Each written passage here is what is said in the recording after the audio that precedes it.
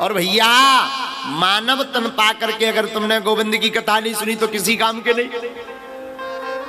बड़े मुश्किल से भगवान ने आपको कथा सुनने का शुभ अवसर मौका दिया है। इसलिए सुखदेव जी कहते हैं राजन भगवान की कथा बड़ी महिमावान है। उधर देवता ब्रह्मा जी के पास गए, बताओ हमें कथा से वंचित कर दिया, आखिर इस भागवत कथा में है क्या ऐसा। ब्रह्मा जी बोले भाई 7 दिन में अपन देख लो प्रत्यक्ष क्या होता है। और 7 दिन में जब देवताओं ने देखा कि हा जीते जागते परीक्षित जी भगवान के धाम को चले गए, सोई जय जयकार हो गया, बड़े आनंदित हो गए। देखो कथा से समझाया जा सकता, कथा पर चलना है आपका काम है। और एक बात, जितना समझाएं केवल उतना मत चलना, आत्म मंथन कर करके आगे चलने का भी प्रयास करना, वरना तुम्हारी गति भी उस नौकर की भांति होगी। एक सेठ का एक नौकर था, नौकर तो नौकर आगी को लगो, नौकर हतो सो का भाव के, सेठ हतो आगी को लगो कंजूस। सेठ ने कहा कि ये रामू घर में कोई भी आया करें तो हम कहा करें कि ठंडाई ले आओ, तुम 2-3 चीजें बता दिया करो कि शरबत लाऊं कि पेप्सी लाऊं कि कोको कोला लाऊं। हम कह दिया करेंगे हाँ ठीक है जो भी मन लगे, शरबत बना, जब पेप्सी लाओ कोको कोला, सामने वाला अपने आप मना कर दे। रामू नौकर तो नौकर, अब बुद्धिमान नहीं था, वो बुद्धि का हीन था। बोले ठीक है सर।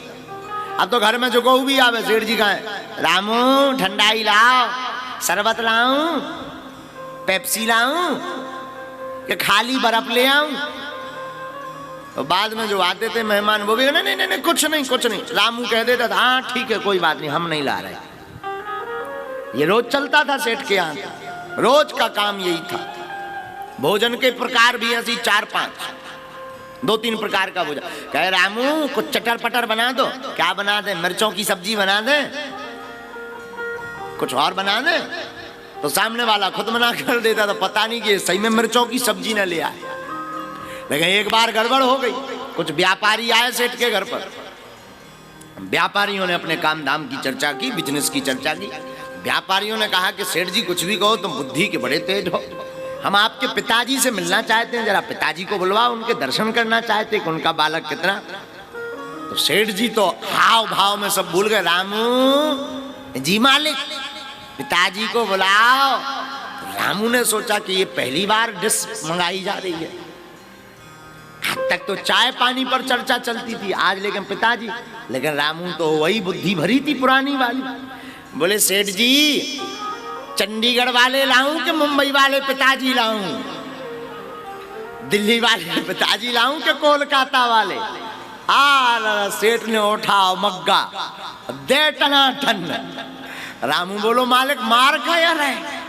बोलेगा मेरे 4-4 बाप जो तू चंडीगढ़ वाला लाएगा, मुंबई वाला लाएगा, 4-4 बाप है का, बाप तो एक ही है। बोले मालिक बुरा ना मानो, तुमने ही कहा था कि कोई भी बात बोला करूं तो 4-4 प्रकार से बताना।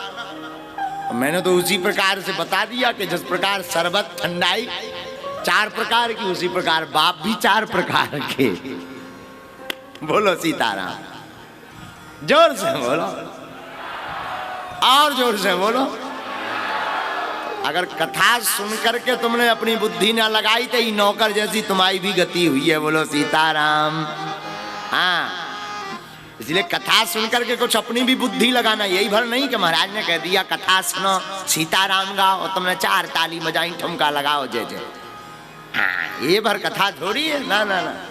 और हमने अक्सर देखा है 7 दिन तो राधे राधे राधे राधे राधे राधे, 8वें दिन आधे आधे। हाँ हाँ 8वें दिन सब आधे आधे बचा। अब को समझाए तुम्हें?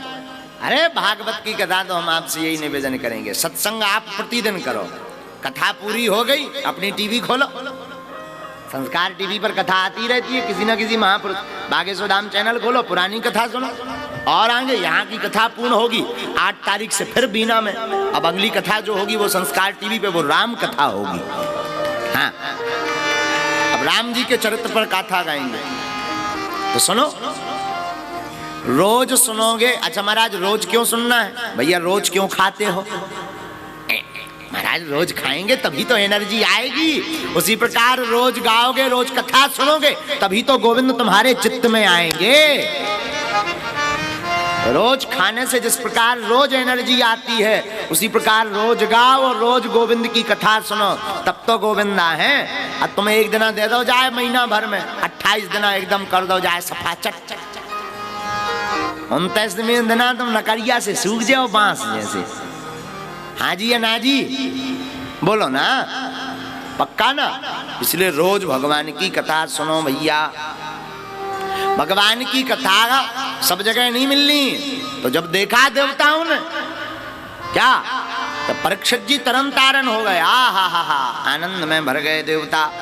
भैया बड़ी दिव्य है भागवत की कथा, अद्भुत है भागवत की कथा।